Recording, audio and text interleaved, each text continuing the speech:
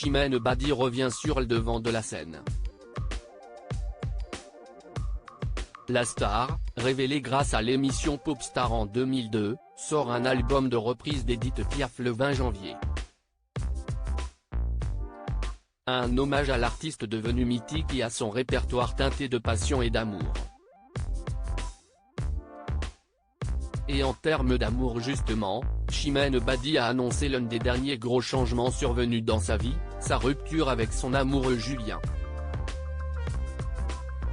Questionnée sur sa love story par le magazine Closer, Chimène Badi a coupé court en confirmant le clap de fin de cette romance: « C'était une très belle histoire qui m'a comblé et fait grandir.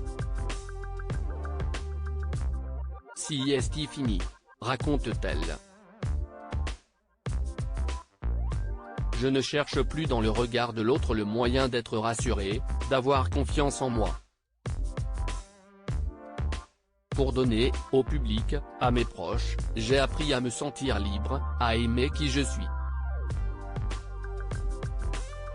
Si les raisons de cette décision n'ont pas été communiquées, la chanteuse de 40 ans ne semble pas anéantie par ce bouleversement, et si est tant mieux. Lors de son interview dans le magazine Gala paru le 5 janvier, elle ne parlait pas de cette séparation. Des fiançailles rompues après 8 ans d'amour. S'ils ne sont plus ensemble, Chimène Badi et Julien, professeur d'éducation physique, semblaient encore très amoureux il y a quelques mois.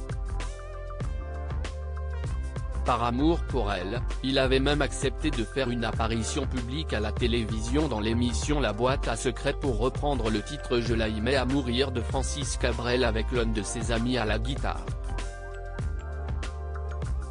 Entre les tourtereaux, pas de doute, l'amour était bel et bien au rendez-vous.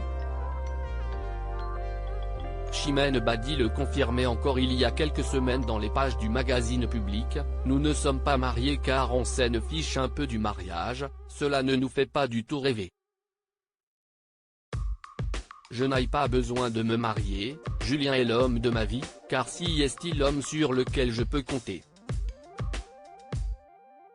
Si est d'ailleurs en grande partie grâce à elle que le couple s'est formé, Chimène Badi ayant fait le premier pas vers lui après une rencontre par le biais d'amis communs, je lui ai fait parvenir un mot.